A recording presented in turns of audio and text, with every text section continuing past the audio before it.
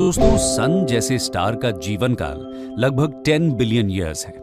सन अभी अपने middle age में है और एस्ट्रोनॉमर्स के अनुसार उसके पास लगभग 5 बिलियन ईयर्स और बाकी है। किसी भी स्टार की प्रॉपर्टीज और लाइफ टाइम उस स्टार के मास और उसमें ट्रैप्ड गैस की मात्रा पर निर्भर करता है। ह्यूज और मैसिव स्टार्स अपने हाइड्रोजन फ्यूल का उपयोग तेजी से करते हैं।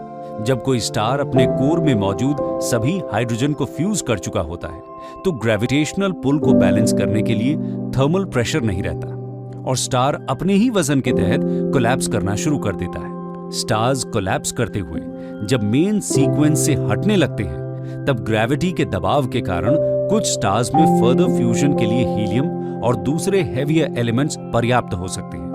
ऐसी स्थिति में वो स्टार्स लो और मीडियम मास के रेड जायंट्स और सुपर जायंट्स जैसे स्टार्स का निर्माण करते हैं। लेकिन अगर स्टार्स का मास हेवियर एलिमेंट्स को फ्यूज करने के लिए पर्याप्त नहीं है तो इन स्टार्स की आउटर लेयर समाप्त होने लगती है और सिर्फ एक हॉट कोर रह जाता है। इसे व्हाइट ड्वार्फ के रूप में जाना जाता है। एक टिपिकल व्हाइट ड्वार्फ सन के मास का लगभग आधा होता है।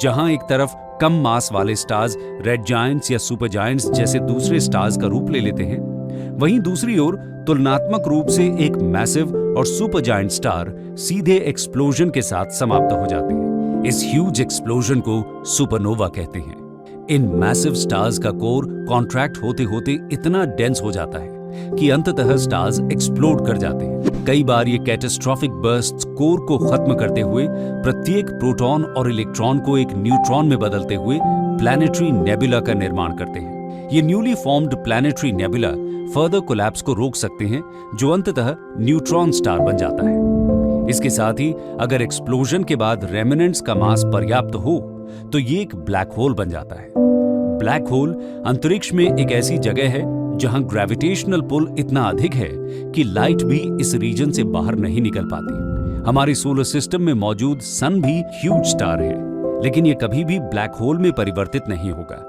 क्योंकि ब्लैक होल बनने के लिए सूर्य इतना बड़ा स्टार नहीं है। मिल्की वे गैलेक्सी में लगभग 100 मिलियन से अधिक ब्लैक होल्स हो सकते हैं। हालांकि इनका पूर्ण रूप से पता लगाना बहुत मुश्किल है।